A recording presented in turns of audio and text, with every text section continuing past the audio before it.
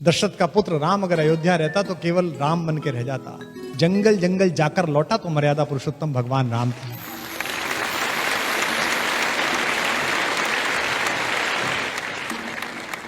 एक शेर मुझे उर्दू का याद आया, आप सबके भगवानों के नाम है, मेरे और आपके सबके। पयंबरों से जमीनें वफा नहीं करती, पयंबरों से जमीनें वफा नहीं करती, हम ऐसे कौन खुदा थे जो अपने घर रहते। अयोध्या छोड़ी राम ने तो अपनी आनुवंशिक पोजीशनिंग छोड़ी। मैं अध्यात्म रामायण पढ़ रहा था तो उसमें बड़ा अच्छा उल्लेख था कि राम जंगल जाएं या ना जाएं, विश्वामित्र इस पे चर्चा कर रहे हैं वशिष्ठ से, तो राम वहां आ गए। तो पिता ने कहा कि तुम यहां मत बैठो, तुम्हारा ये निर्णय नहीं है, राजा का निर्णय मैं और गुरुजी कर लेंगे। राम ने कहा आपका निर्णय है, लेकिन चूंकि मेरे बारे में निर्णय है इसलिए मेरा बैठना जरूरी है, मैं जाऊंगा। उनसे कहा अच्छा जाना ही है तो सेना साथ ले जाओ। तो उन्होंने कहा कि जंगल के लोगों की रक्षा अगर सेना से ही होनी थी और सेना ही ठीक थी तो मेरे जाने से क्या था। पिता ने कहा अंगरक्षक साथ ले जाओ। तो उन्होंने कहा कि अगर मुझे अपने अंगों की रक्षा करने की चिंता करनी पड़ी तो जिन्हें दूसरों को बचाने जा रहा हूं, दूसरों को रक्षा करने जाऊं, उन्हें क्या करके आऊंगा, उनसे क्या कह के आऊंगा। रास्ते में विश्वामित्र उनसे बात करते जाते हैं। विश्वामित्र कहते हैं लड़ोगे कैसे। तो उन्होंने कहा कौन लोग हैं, कैसे लोग हैं। तो विश्वामित्र ने कहा कि वो तो जंगली लोग हैं। तो बोले उनसे उनके साथ ही लड़ेंगे। बोले उन्हें कुछ नहीं आता है। तो विश्वामित्र ने कहा उन्हें कुछ तो आता होगा, क्या काम करते हैं। तो विश्वामित्र ने कहा उनमें से कुछ लोग तो लकड़ी का काम करते हैं, बांस का काम करते हैं। राम ने कहा हो गया काम, उनसे बांस के तीर बनवाएंगे, उनसे धनुष बनवाएंगे, हमारी आर्टिलरी तैयार हो रही है। और क्या करते हैं, बोले लोहार हैं, लोहे का काम करते हैं, भील हैं, बहुत अच्छे, उनसे भाला बनवाएंगे, तलवार बनवाएंगे, ढाल बनवाएंगे, आधा काम तैयार हो रहा है। बोले और क्या है, बोले वो पशु पक्षी बांधने का काम करते हैं। बोले उनसे घोड़ों की ट्रेनिंग कराएंगे। तो बोले वो तो अपने काम करेंगे, तुम्हारी सेना में क्यों रहेंगे। उन्होंने कहा सेना में नहीं ले जा रहा, उनको सेल्फ डिफेंस सिखा रहा हूं, आत्मरक्षा सिखा रहा हूं।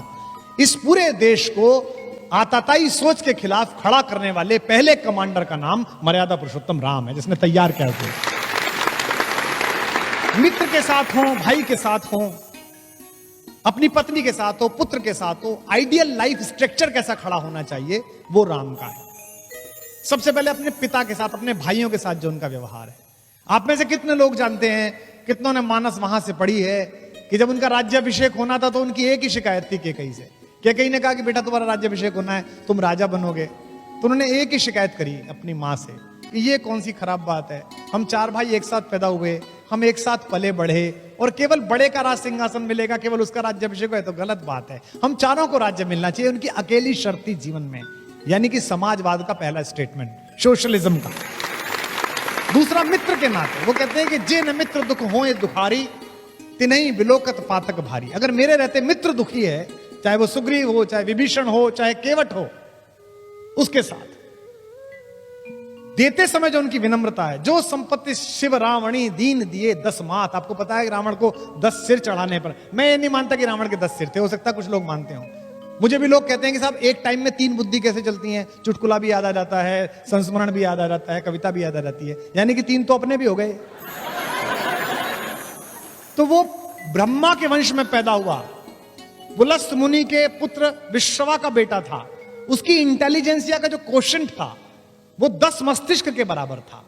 वो इतना स्मार्ट और इतना ज्यादा इंटेलिजेंट था कि उसके पास 10 दिमागों के बराबर दिमाग था। तो कहानी चल गई कि भाई 10 सिर हैं उसके। ये सिर्फ मुहावरे हैं जिनको कालांतर में हमारी धार्मिक परंपरा ने सत्य सिद्ध कर दिया।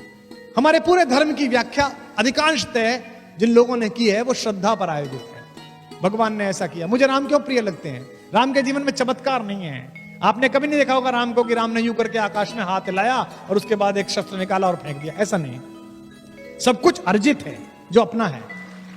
सबसे पहले जब जंगल में मिलने के लिए सारे लोग गए वनवास के समय, तो सबसे पहले प्रथम राम भेटी केकई, सरल स्वभाव भगत मति गई। तीनों मां आकर खड़ी हुई, कौशल्या आकर खड़ी हुई, केकई आकर खड़ी हुई, सुमित्रा आकर खड़ी हुई। राम उठे, राम को पता चला मां आई हैं, गुरु जी आए। सोच के देखिए आप, राम क्या ऐसे हैं कि ये सीनियोरिटी नहीं जानेंगे, हायरार्की नहीं जानते वो, कि पहले अपनी मां के पैर छूं, फिर सुमित्रा के छूं, फिर केकई के छूं। सबसे छोटी है वो तो, लेकिन उनको पता है कि इनके मन में दुख है, इनके मन में गिल्ट है, इसलिए अगर मैं सबसे पहले पैर छू लूंगा तो ये मानद हो जाएंगी, इनको मान्यता मिल जाएगी। आज मैथिली शरण गुप्त का जन्मदिन है। उन्होंने इस प्रसंग को कहा है कि तदनंतर बैठी सभा उठज के आगे, तदनंतर बैठी सभा उठज के आगे। रात को सब बैठ गए, चांदनी रात है, सब बैठे हुए हैं, बात कर रहे हैं। अब राम को मनाने के लिए लोग आए। तदनंतर बैठी सभा उठज के आगे, नीले वितान के तले दीप बहु जागे। टकटकी लगाए नयन सुरों के थे वे, परिणाम उत्सुक उन भयातुरों के थे वे।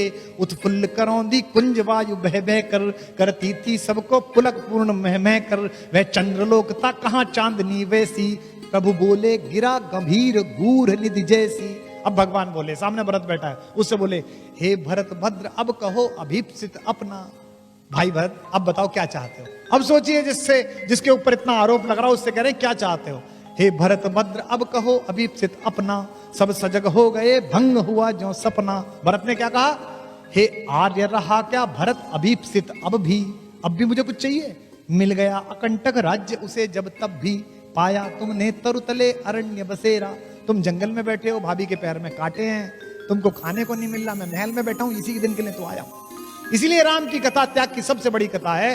राम के नाम पर दुकान चलाने वाले लोगों को समझना चाहिए कि दुनिया में ऐसा उदाहरण कभी नहीं हुआ जहां एक सिंहासन दो भाइयों के बीच 14 साल फुटबॉल की तरह चलता रहा।